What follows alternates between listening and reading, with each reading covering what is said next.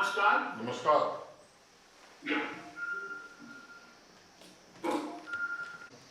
Friends, ladies and gentlemen, it is a proud privilege for me to be talking to the august gathering of engineers today. I am amongst my gurus like Professor S.N. Upadhyay ji, my friend Professor Biren Kumar ji, who I consider to be any day leaders in their fields, and hence would like to pay my heartfelt regards and gratitude and utmost respect before I proceed further. Talking on Engineers Day, I would first like to pay my respect and tribute to Sri M. Visvesvaraya, who is known to be the greatest engineers of all times, who with his vision and dedication in the field of engineering made some exceptional contributions to the India.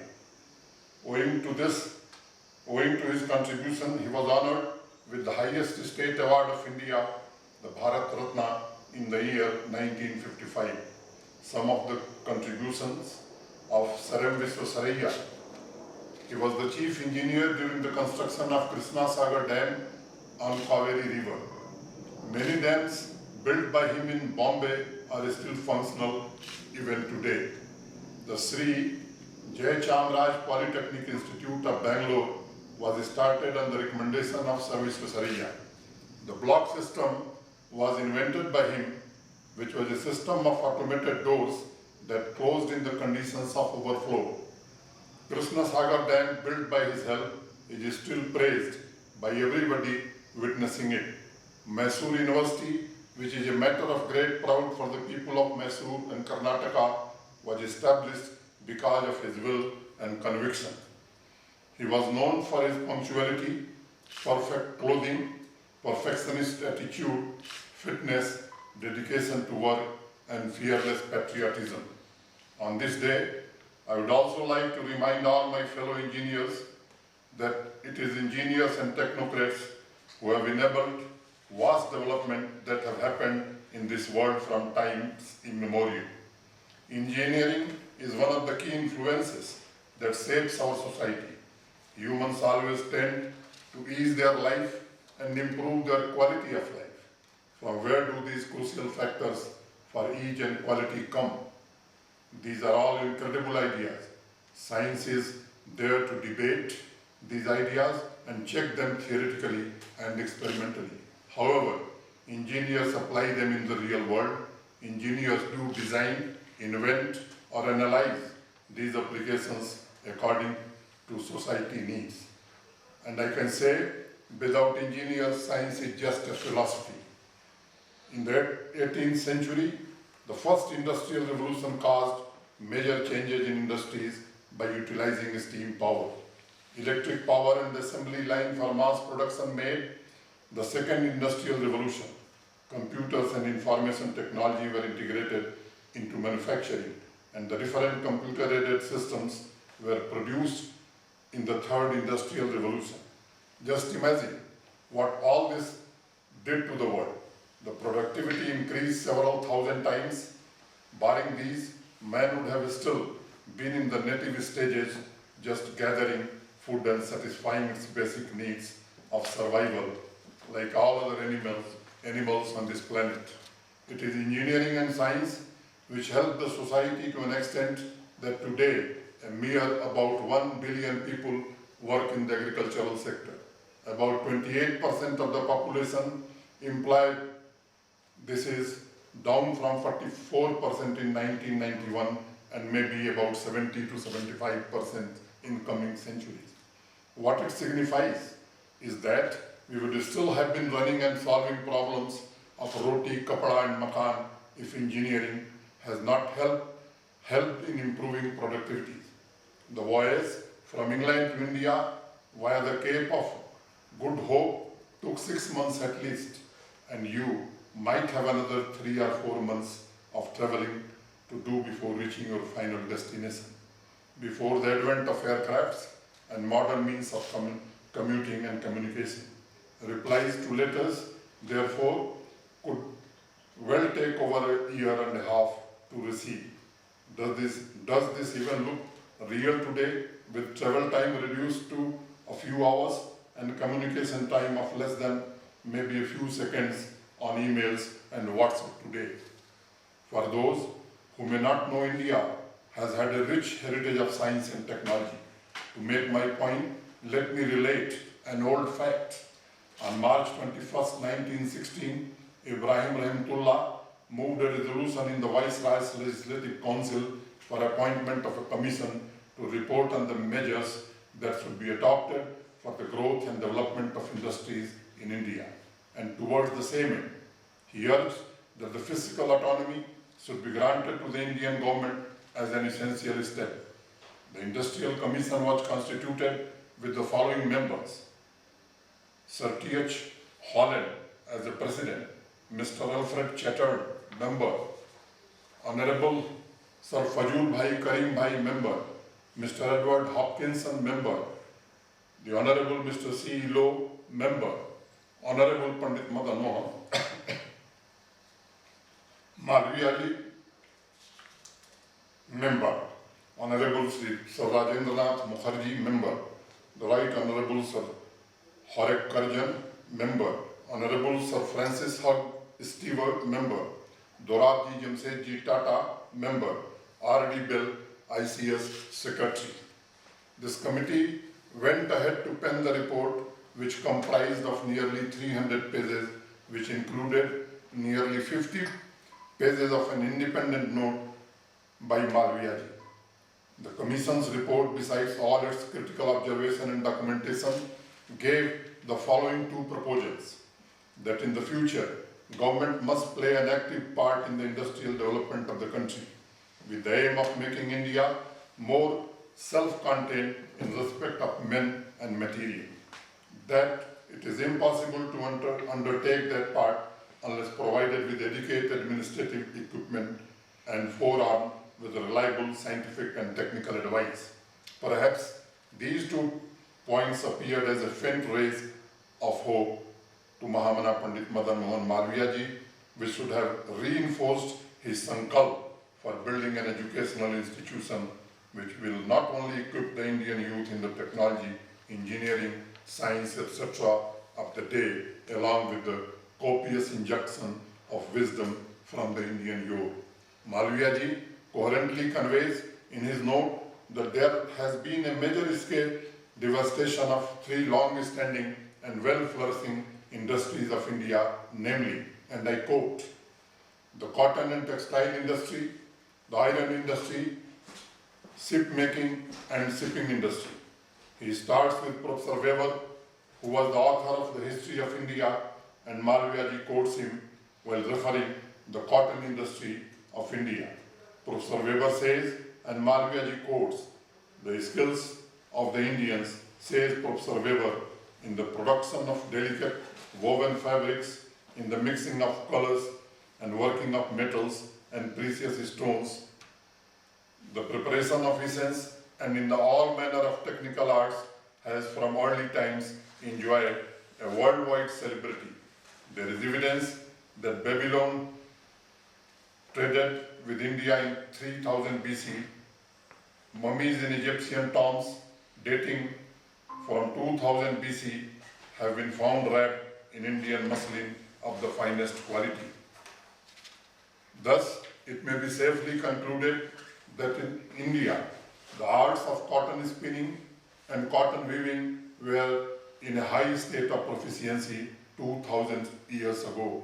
Cotton weaving was only introduced to England in the 17th century. Malviyaji goes on and gives copious evidence to show the glory of the cotton industry, that not only thrived in India but also traded with hinterlands both near and far. He next takes up the glorious industry of iron, melting, casting and molding, and this time quotes from 1892 essays of Ranade, who had quoted Professor Wilson, which had the following to quote: the iron industry not only supplied all local wants, but it also enabled India to export its finished products to foreign countries. The quality of the material turned out had also a worldwide fame. The famous iron pillar near Delhi, which is at least 1500 years old, indicates an amount of skill in the manufacture of wrought iron. The Indian steel found once considerable demand for cutlery even in England. The manufacture of steel and wrought iron had reached a high perfection at least 2000 years ago. Ranade Essays on Indian Economics says, on the glorious shipbuilding and seafaring industry, Malviyaji quotes the Governor General Lord Wellesley, who while reporting to the then authorities of Lidhall's Street in London 1800 had observed and articulated the following: the port of Calcutta contains about 10,000 tons of shipping built in India, of a description calculated for the conveyance of cargoes to England. Malviyaji draws from copious sources to draw the committee's attention towards the glorious industrial past of India. Then a natural question arises as to why it declined and what was the need for the committee. Malviyaji analyzes the reasons for the decline, and for that too he draws evidences from the colonial officers. Having given a glimpse of three continuous flourishing of Indian industries, Malviyaji puts forth the arrangements, again by quoting British and other officers, to highlight the gradual decline of these three vital industries after the formation of the British East India Company. Malviyaji refers to the history of England in the 18th century, written by one Lecky, who has the following to say: at the end of the 17th century, says Lecky, great quantities of cheap and graceful Indian calicos, muslins, and chintz were imported into England, and they found such favor that the woolen and silk manufacturers were seriously alarmed. Acts of Parliament were accordingly passed in 1700 and 1721, absolutely prohibiting, with a very few specified exceptions, the employment of printed or dyed calicos in England, either in dress or in furniture, and the use of any printed or dyed goods of which cotton formed any part. Malviyaji gradually marches ahead and walking us through several decades. He cites the observations of Clive as recorded in the economic history of British India by Ranade. He quotes the following from the book: when Clive entered Murshidabad, the old capital of Bengal, in 1757, he wrote of it: in the first 4 years of the 19th century, says Mr. Ramesh Datta, in spite of all prohibitions and restrictive duties, 6 to 15,000 bales of cotton piece goods were annually shipped from Kolkata to the United Kingdom. The figure rapidly fell down in 1830. The opening of trade to private merchants in that year caused a sudden rise in 1850, but the increase was temporary. After 1820, the manufacture and export of cotton piece goods declined steadily, never to rise again. Malviyaji elicits, though the strong evidences in the form of prior committee reports or officers' testimony, that unequivocally shows that by the conspiracy of ill-suited policies, the otherwise flourishing industries of India were gradually decimated, and the country as a whole was pushed towards the agrarian model for the large part of its economy. He quotes the civil servant and economic historian Ramesh Datta from his book titled Economic History of India. If above shows us now the genesis of the decay in Indian textile industry, not very different stories about the decay of the ship making as well as shipping industry of India as well. Mahamna quotes one Mr. Taylor, who has said, the arrival in the port of London of Indian produce in India built ships created a sensation among the monopolists which could not have been exceeded if a hostile fleet had appeared in the Thames. The shipbuilders of the port of London took the lead in raising the cry of alarm. They declared that their business was on the point of ruin, and that the families of all shipwrights in England were certain to be reduced to starvation. Mahamna strikes right at the root of the problem and shows very clearly the devastating nature of such policies of that time. Had it not been the genius of Malviyaji, the past glory of India's industry and the detrimental policies of the British officers that curtailed the growth of the Indian industries would never have seen the light of the day. While summarizing the topic of Indian industries, Sunset Days, Mahamana takes recourse to the observation of Professor H.H. Wilson, paragraphed in the book by Romesh Datta, and following is the content. It was stated in evidence that the cotton and silk goods of India up to the period could sold for a profit in the British market at the price from 50 to 60% lower than those fabricated in England. It consequently became necessary to protect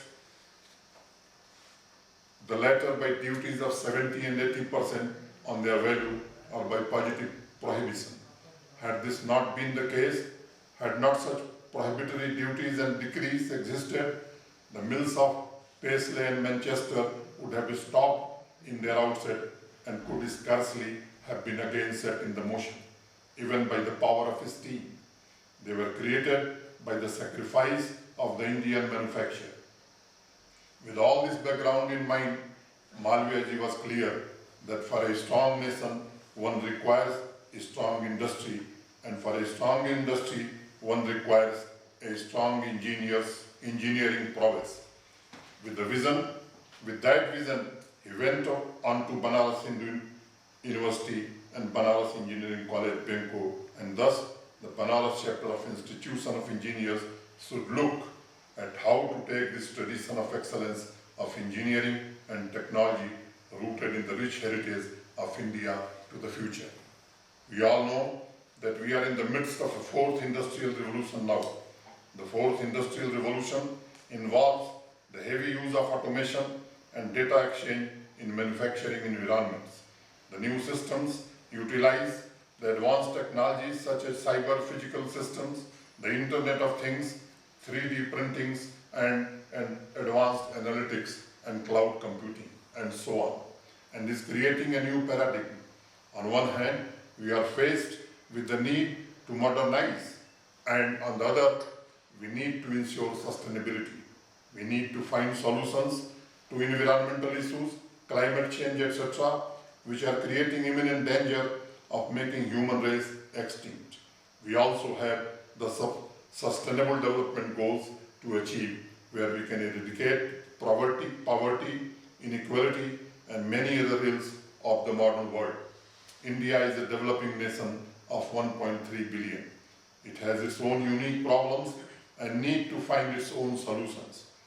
Of course, India is rich in natural resources, be it educated human resource, mineral resources, fertile land, water, solar energy, wind energy, etc.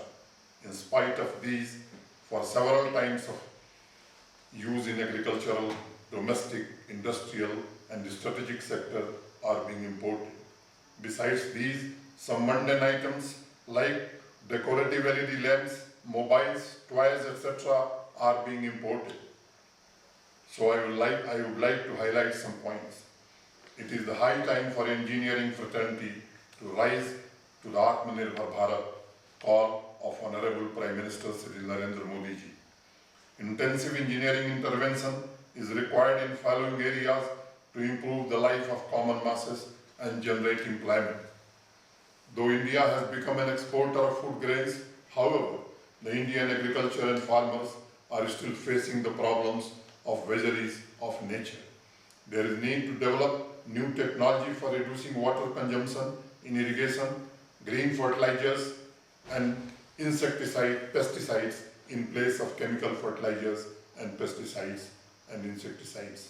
Cost-effective warehouses, AC or non-AC, for storing agricultural produce and grains for longer period without deterioration. Value addition to perishable produce like fruits and vegetables. Another sector where engineering intervention is required is the energy sector. This is essential for eliminating or reducing environmental pollution and reducing the carbon emission. Import of crude petroleum is increasing every year that is draining our foreign exchange reserves but also affecting our energy security due to uncertain political situation in most of the petroleum crude producing and exporting countries.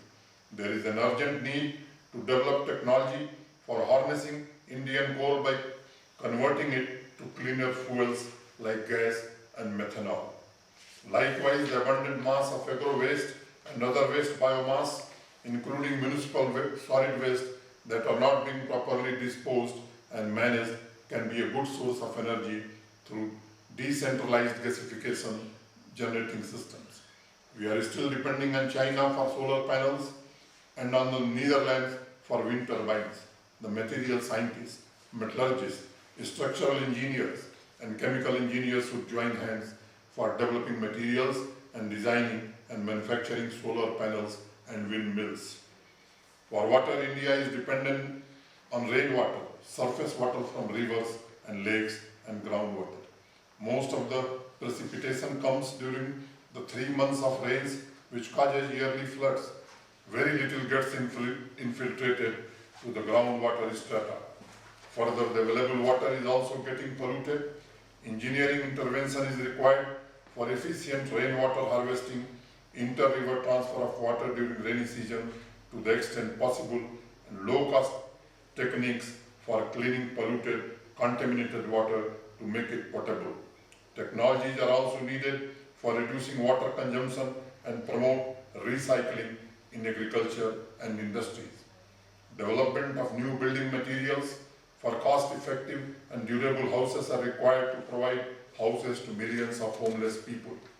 In spite of considerable improvement in rail and road connectivity, several areas of the country are still unconnected. There is a need to improve the connectivity. Efforts need to be made to develop technology for using fly ash, red mud, building demolition rubble, waste tires and tubes, etc. for this purpose.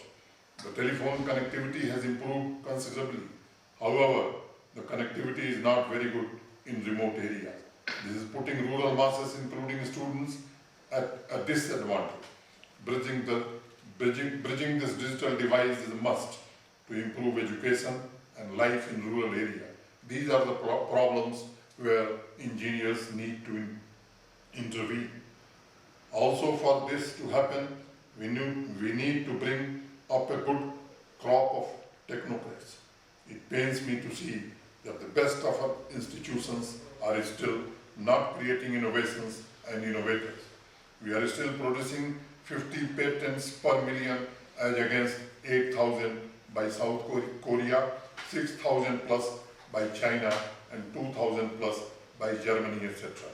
I am pained that the pride in being an engineer for solving some of the problems facing humanity is still not evident. I still see industry and academia working in their own silos. My vision of India is an India which is at the cutting edge of innovation. I wish to see new research coming out from our institutions. We need to stop being in the mindset of followers. We need to innovate. We need to lead. We need to create knowledge which the world can follow. We need new discoveries coming out of India. We need to see our professors and teachers bring in new research. We need to dominate the list of Nobel laureates. We need to come out with fragile innovation which suits the needs of our vast population. We need to resurrect our past glory and be the Sonik Ichiriya that we were. We are first followers or leaders in our minds, and I wish to see that transition happening and wish to see it beginning from Varanasi and Banaras Hindu University. We thus need to make a concerted effort to make engineers and engineering fraternity realize that they need to be at the cutting edge of innovation, and it is they who can drive this nation to become self-reliant and take a leadership position in the world. Thank you. Jai Hind.